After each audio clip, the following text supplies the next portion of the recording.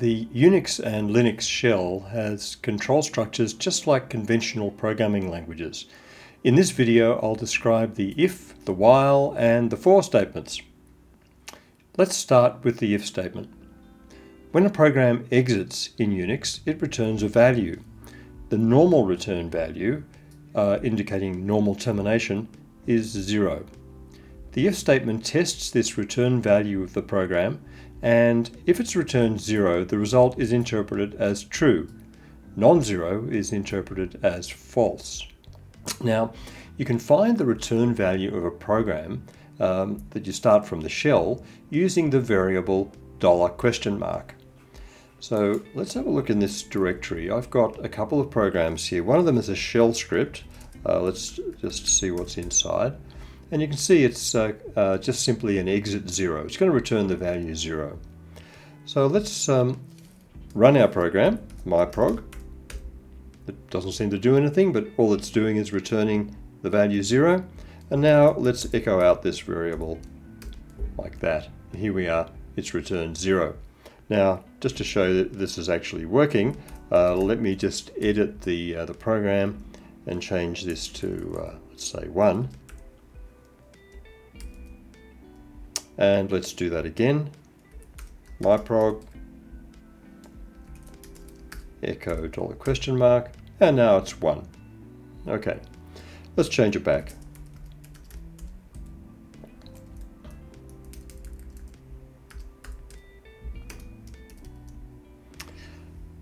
Okay, now this, as I said, exit status can be used as the value in an if statement, and we can return an exit status, a number, from any programming language. So in Python, you use the exit function in the sys module. So I've got another program in this directory. You can see it here, exit status .py.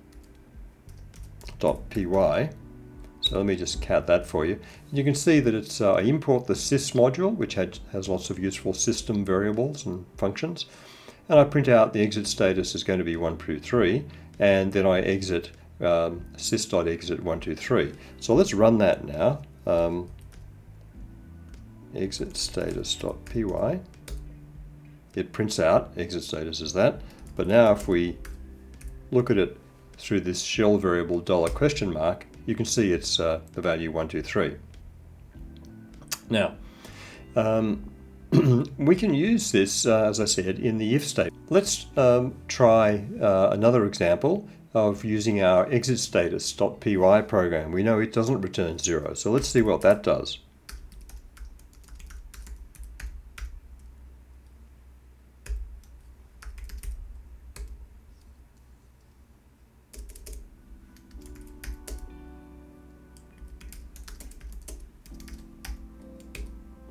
This time I'm going to use an else clause. Just like conventional programming languages, the if statement in the shell also has an else.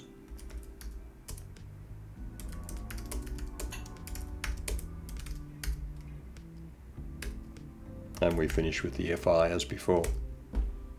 There we are. The program runs and prints out exit status is 123, and then we use the else statements here, echo value is not 0. And so that's the basic if statement.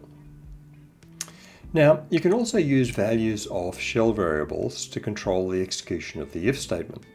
We can test the value of a shell variable, test to see if it is a particular value, and then execute some statements if it is. And we do this using a program called test. Now, test simply takes its arguments and interprets them as an expression, and then returns 0 if the expression is true, or 1 if the expression is not true. So let me give you an example here. If I say the shell variable name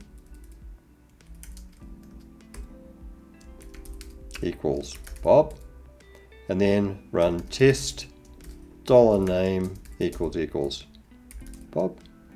Oops. And now look at the return value. You see it's 0. If on the other hand I said test $name equals Alice, and looked at the return value, you can see it's 1. Right? So that way we can use the test program to determine what shell variables, what values they hold. So let me give you an example in the shell the if statement. If test $name equals Bob, then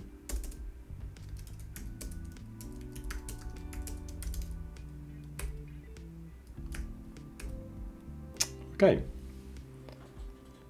Now, of course, there is a nice little bit of syntax we can use to make this look nicer. Instead of using the word test, there is a synonym for the test program, which is the open square bracket. And that simply runs the test program. And the test program also ignores closing square brackets. So I could do that same example like this.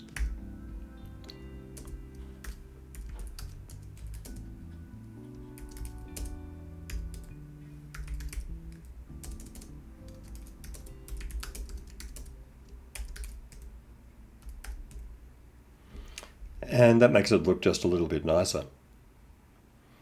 Now, there is another keyword you can use in order to avoid deeply nested if statements, like if this, then something, else if something else. They actually have a keyword elif.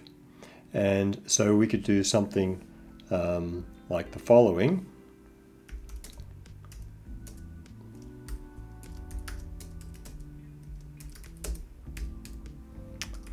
Then and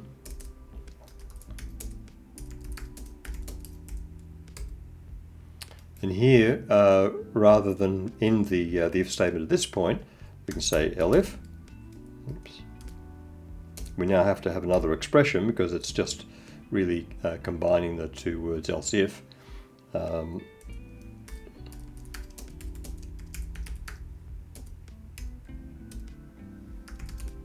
Then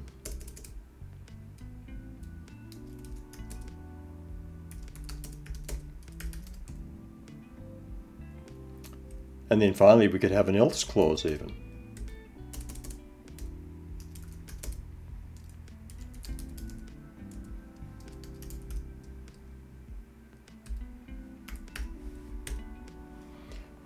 So there you've got the then clause, you've got an elif with another then clause, then an else, and then the closing fi. And so that's the three, that's the different parts of the if statement.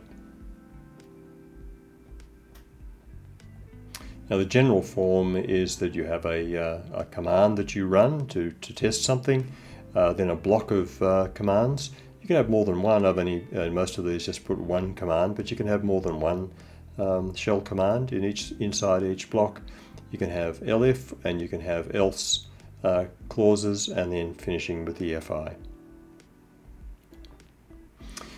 The next statement is the while statement, and just like other languages, shell has a while statement, and basically it repeats a loop or a block of statements while some program is returning 0 or true. So it's just like the if statement, which tests the result of the running a program to see if it's returning 0. The while loop will continue running the loop, keep on going around the loop every time it runs a program and it returns 0 or true. And, and so that's fairly straightforward, and you can see from this example.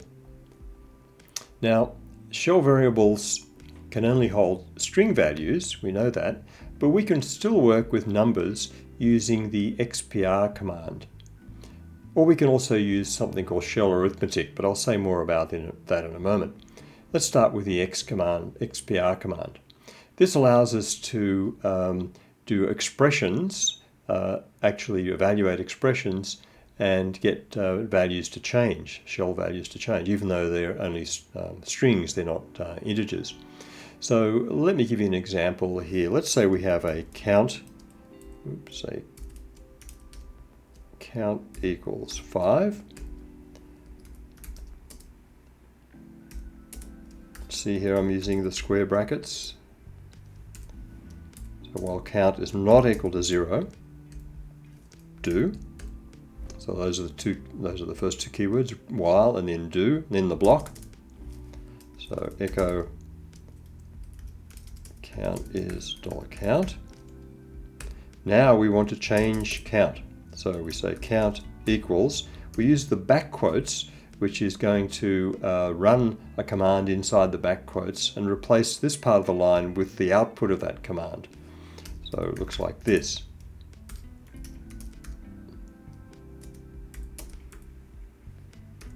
So the expr command interprets its arguments as an expression. So it'll take the value of count, subtract 1 from it, and then return the value, the result. And the back quotes will then make the shell replace that part of the line with that return value, and so count will be updated. Oops, I've misspelt count, but that's, I think you get the idea. Now, newer versions of the bash shell, as I said, have added arithmetic directly to the shell itself. Because one of the problems with using the expr command or program to do the calculation and valuation of expressions is that it means you have to start up a separate program every time around the loop, which entails another process and more memory, maybe loading in lots of libraries and all sorts of things just to do this simple expression. And so as computers have become more powerful, they added the arithmetic expression processing to the shell itself. And this is done by putting the expression inside $, round bracket, and then closing round bracket, round bracket. So let me show you an example of doing that, the same example again. So if we say, once again, count equals 5, while, and I'm still using the test program here.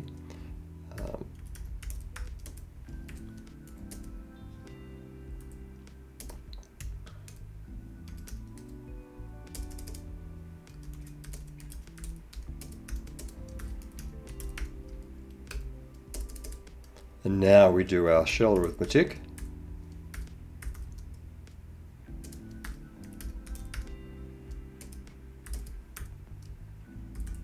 See that? The $, round bracket, and then the expression, and then the closing round bracket. And there we are, same result without running a separate program.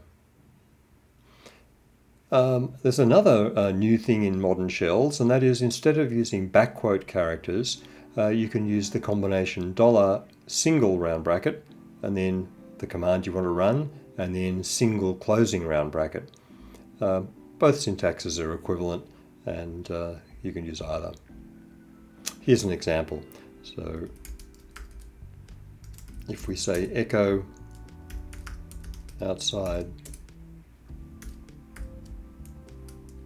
here's the command I'm going to run and take its output, which is going to be the word inside, and replace that that string from a $, round bracket to closing round bracket, and that will then make up a new command, echo outside colon and inside, and so it will print this, outside colon inside.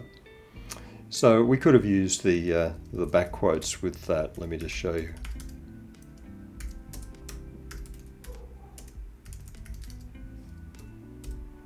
Exactly the same. The last control structure I want to describe is the for loop. Now the for loop lets you repeat a block of statements while iterating over a list of items. So the list can be a number of things. I'll show you some examples in a moment, but the overall syntax is for some shell variable in, and then the keyword in, and then a list, then the keyword do, and then a block of statements, and then done.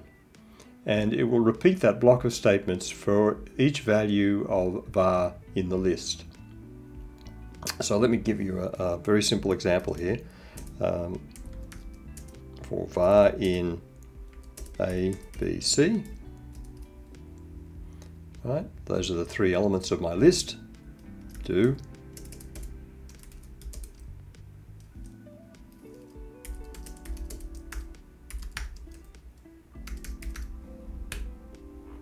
So it has done that echo for each value in the list and set var to it and given me that output.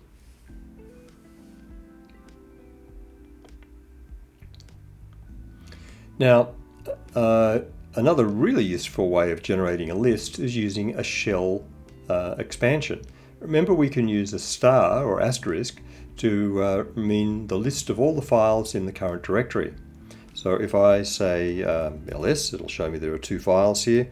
If I say echo star, it'll show me that there are 2 files here. So I can do something like this. For var in star, do echo file is $var, done. And there you are, it runs that echo for each element in the list, and the list is simply the star expanded. And we can do various things with this. For example, if I was to say for var in star.py,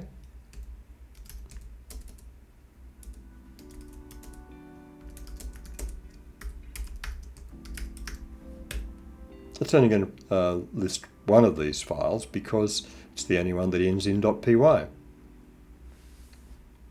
Now, once again, newer versions of shell have a way of generating other sorts of lists within the shell. So if we use the open brace and then a range of numbers, 1.5 for example, close brace, it will generate that sort of list, 1 to 5. Let me show you. Just using an echo. So that means we can do something like this.